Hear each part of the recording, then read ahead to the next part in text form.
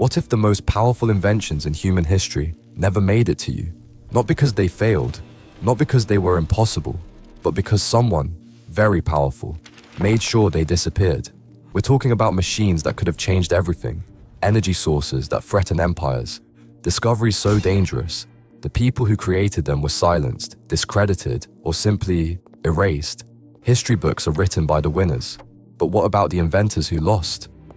Some of these technologies were burned, some were buried, some were bought, locked away in the vaults of governments and corporations who smiled and said, "Nothing to see here." And the terrifying part?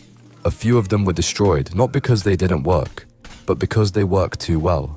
Tonight, we're pulling back the curtain on 5 inventions so powerful, so threatening to the established order, that the world decided it was safer to pretend they never existed. And trust me, number 1 will make you question everything you've been taught about who controls human progress. Number 1, the machine that drank water and ran the world. Imagine filling up your car, not with gasoline, not with electricity, with water. Sounds insane, right? That's exactly what Stanley Meyer said he could do.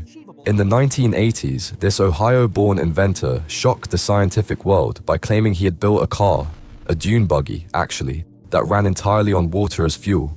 Not hydrogen extracted from water through massive industrial processes. Just water, from your tap, from a puddle, from anywhere. He called it the water fuel cell.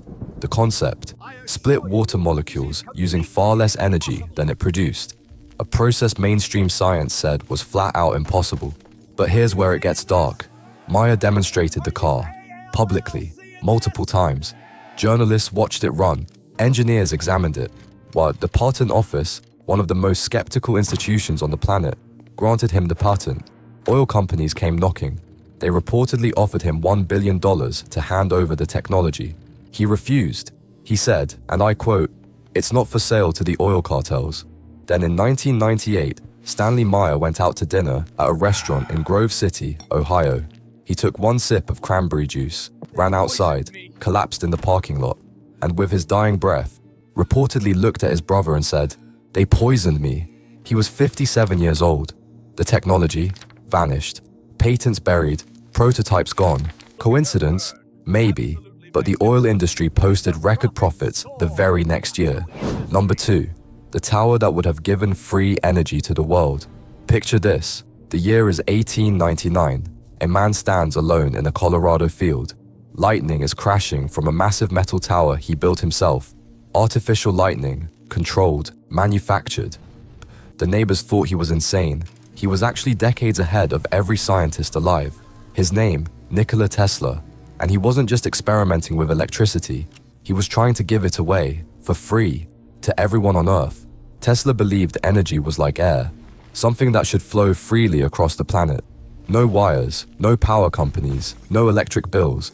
His plan, the Wardenclyffe Tower, a massive structure on Long Island, New York, designed to transmit wireless electricity across the entire globe. Any person, anywhere, could simply receive power for nothing. He convinced J.P. Morgan, one of the most powerful bankers in American history, to fund it. Construction began, the tower rose, and then Morgan asked one simple question: where do we put the meter? Tesla blinked. There was no meter. There was no way to charge people. That was the whole point. Morgan pulled the funding immediately. Then he made sure no other investor in America would touch Tesla either. The tower was eventually demolished, sold for scrap metal to pay Tesla's hotel debts. Tesla died alone in a New York hotel room in 1943, broke, forgotten, mocked. Within hours of his death, the FBI raided his room and seized all his documents. They classified them. Some remain classified to this day. Number 3, the cancer cure that was burned alive. What if someone actually cured cancer? Not managed it, but not slowed it down, cured it. And what if the medical industry destroyed him for it? Meet Royal Raymond Rife, an American scientist so brilliant, so meticulous, that even his enemies admitted his microscopes were decades ahead of anything science had ever produced. In the 1930s, Rife built an optical microscope so powerful, it could see living viruses in real time, something that wasn't officially achieved again until the electron microscope arrived, years later. But that wasn't even his biggest discovery. Rife noticed something extraordinary. Every microorganism, every bacteria, every virus, every cancer cell vibrated at its own unique frequency. So he asked a terrifying question. What if you could shatter those cells using sound, like an opera singer shattering a wine glass with her voice? He built a machine, the Rife frequency generator. He tested it on terminal cancer patients, people medicine had already given up on. The results? In one clinical trial, 16 out of 16 patients were reportedly cured. Doctors witnessed it, scientists documented it. Then the American Medical Association came knocking. They offered to buy the rights. Rife refused. Suddenly, his laboratory burned down. His research partner's office was broken into. Key documents vanished overnight. His collaborators were sued into silence. His colleagues disappeared from the scientific community one by one. Royal Rife died in 1971, alone, broken, and addicted to the very painkillers the medical system prescribed him. The machine that may have cured cancer, declared a fraud, destroyed, forgotten. Number 4, the engine that made oil obsolete overnight. In 1977, a quiet, unassuming man walked into a patent office. He wasn't a billionaire. He wasn't a PhD. He was a mechanic from Arizona.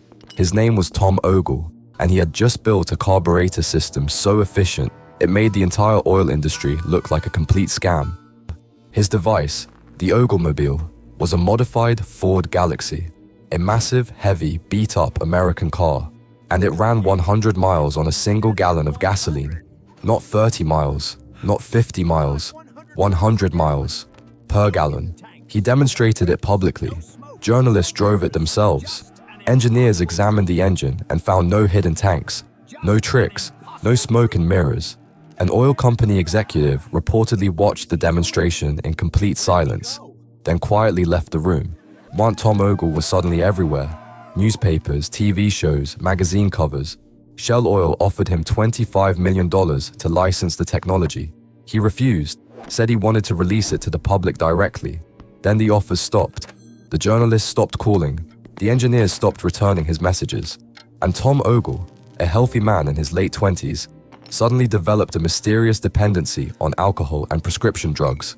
In 1981, just 4 years after his triumphant demonstration, he was found dead. Official cause: accidental overdose. He was 24 years old. The patent quietly expired.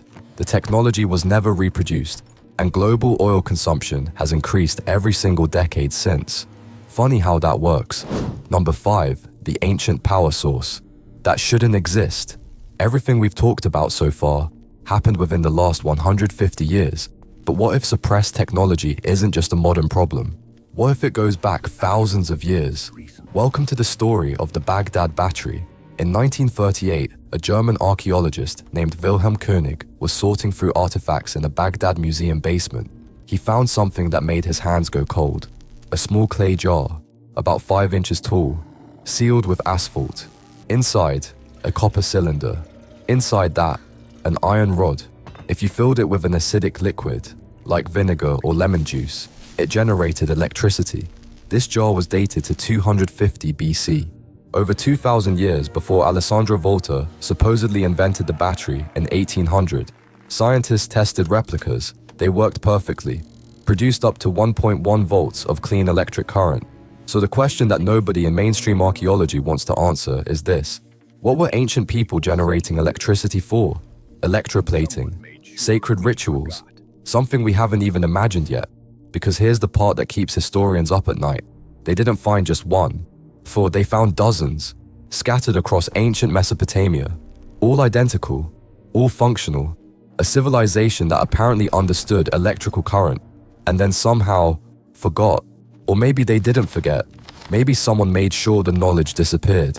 Just like every inventor on this list. Just like the pattern that keeps repeating across centuries. The most dangerous invention isn't a machine, it's an idea that can't be controlled. And that's where they always strike first. If this video made you question everything, good. That means it worked. Subscribe if you love uncovering the hidden side of history. Hit the bell so you never miss what they don't want you to know.